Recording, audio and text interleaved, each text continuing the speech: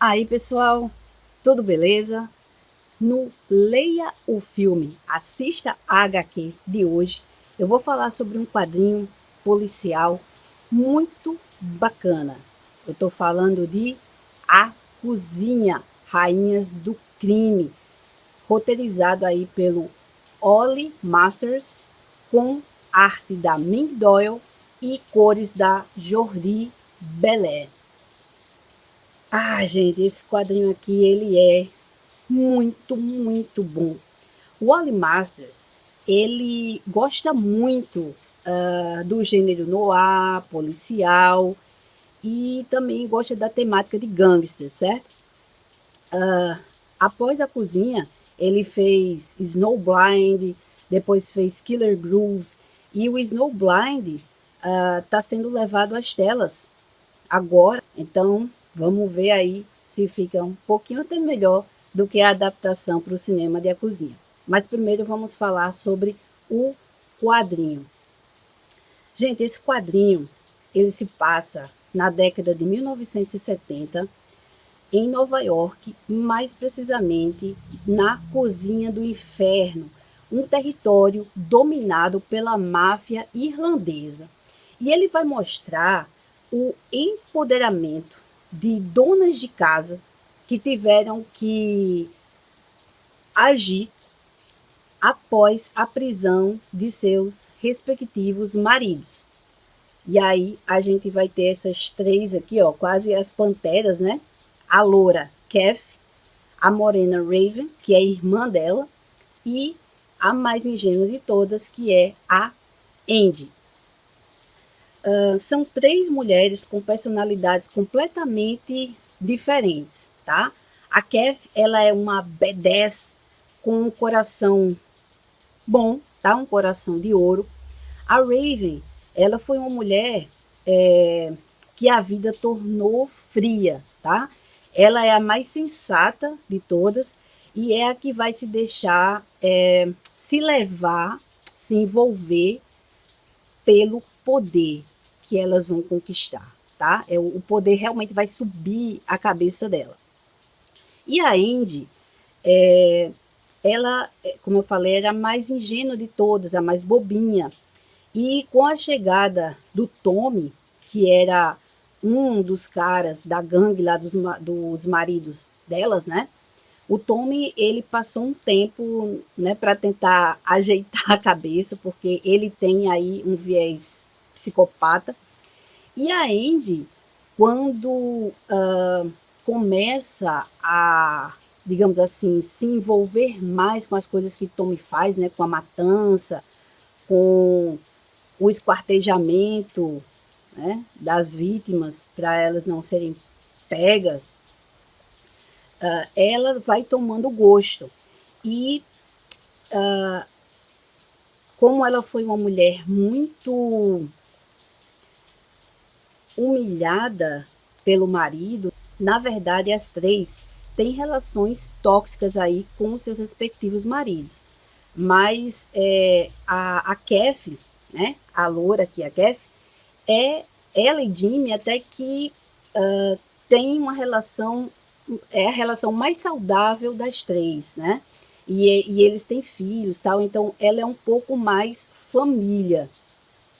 Enquanto a Raven e a Andy, os respectivos maridos dela, né, o Johnny e o Robbie, batiam nelas para valer, né, eram muito violentos, agressivos, possessivos, ciumentos, e elas realmente estavam se sentindo sufocadas.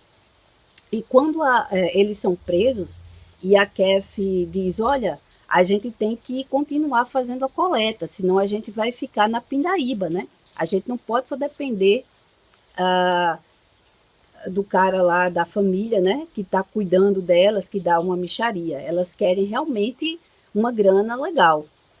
E aí a Kath é a única, para vocês terem noção, que sabe dessa questão da coleta e como fazer.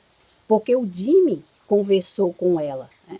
Enquanto que o Johnny e o Robbie não falaram nada para Raven e para Andy. Mas aí elas começam a coleta e a Kath diz assim, ó, Se nós somos 3, né, com o nome dos nossos maridos, ninguém vai querer machucar a gente, né? Ninguém vai querer nos intimidar e a gente vai conseguir aí essa grana que é nossa, digamos assim, por direito, né?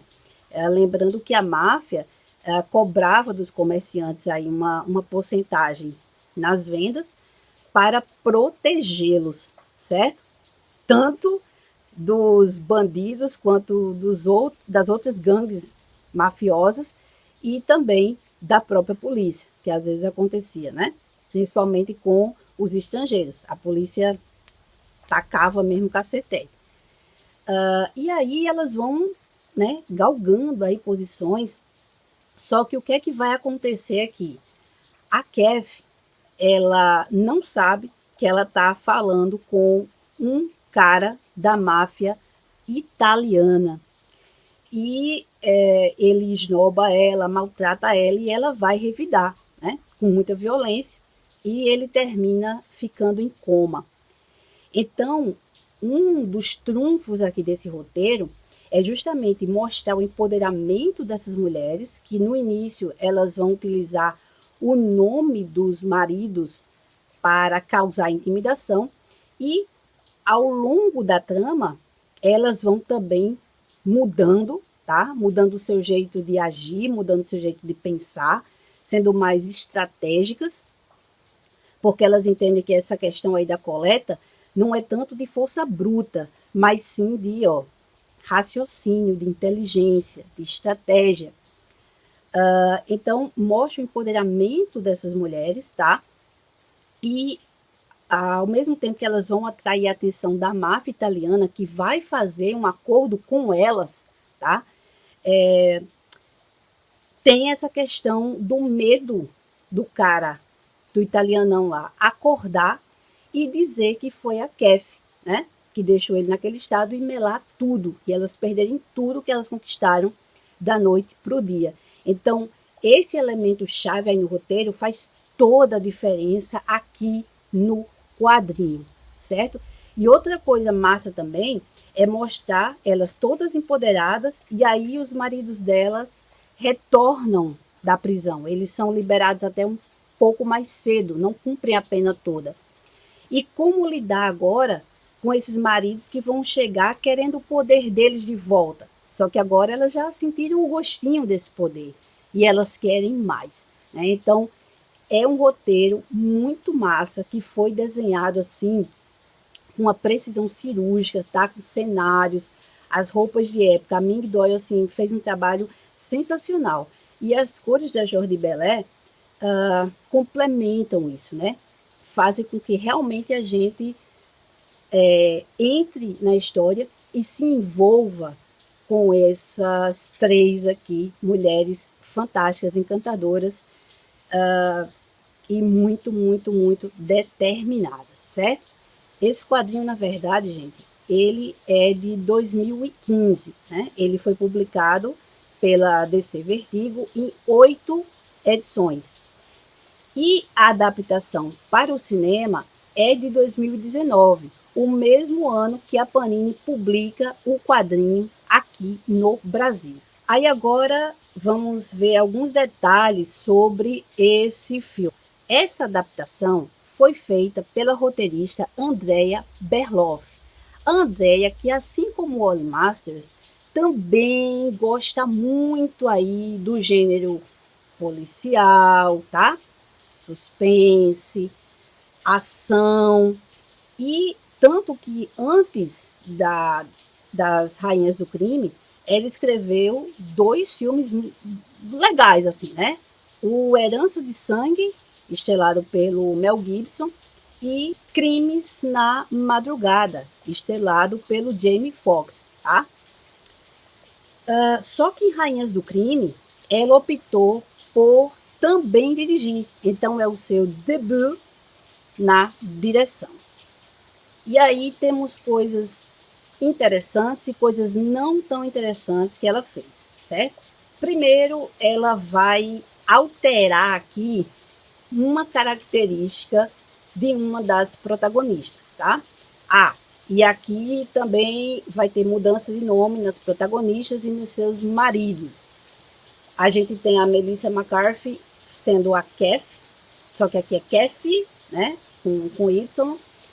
A Raven, que é a morena, que no quadrinho ela é irmã da Kath, ela que foi transformada em uma personagem negra, que é a Ruby. E a Andy foi transformada na Claire, né, muito bem interpretada pela Elizabeth Moss. Todas três B10. Só que a B10 maior do quadrinho, que era a Kath, fica meio que controlada. E nessas mudanças que a Berloff vai fazer com as protagonistas, ela vai deixar as características de cada uma mais acentuadas e vai colocá-las bem diferentes umas das outras. Então a Kath aqui, ela não é tão B10 como no quadrinho, ela é muito família. Ela mostra aqui a relação da Kath com o pai, com a mãe, a relação dela com o Jimmy, né, com os filhos.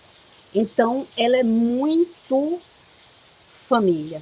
E ela é muito da família irlandesa, né? Ela acredita que ali, na cozinha do inferno, todos devem ser irmãos, digamos assim. Já a Ruby, que se tornou negra agora, foi a maior mexida que a Berloff fez. Por quê? Porque, primeiro, ela vai colocar aí um conflito extrapessoal exclusivo da Ruby, tá? Que é justamente a questão do preconceito, de ela ser uma mulher negra dentro de um bairro, né? Um território irlandês, que não se sente parte daquela família, que é humilhada pela sogra e pelo marido, né? A sogra dela passa na cara dela várias vezes que o Kevin tá com ela, tipo assim, só para ostentar, só para, sabe, ser um troféu, algo exótico, né? A sogra realmente não vai com a cara dela. E o Kevin é aquele cara bem machista, bem grosso, tá? Que realmente humilha ela mesmo. E o que é que vai acontecer aqui com ela? Aqui, a Berloff insere a mãe dela, tem um diálogo bem interessante, que a mãe diz assim: minha filha, tipo assim, eu bati em você, eu tratei você, digamos assim, mal, porque você era muito mole, e eu queria que você aprendesse a ser casca dura. E ela aprendeu, tá? Não de um jeito tão legal, mas aprendeu. E a Claire aqui vai ter a relação assim mais de quebra-pau, né? O Robbie, apesar de ser apaixonado por ela, mas batia pra caramba nela, e tratava ela assim como um pedaço de carne. E por causa disso, né? Por causa dessa relação dela com o marido, de ser sempre colocada para baixo, né? De apanhar pra caramba, ou seja, de não ter poder nenhum.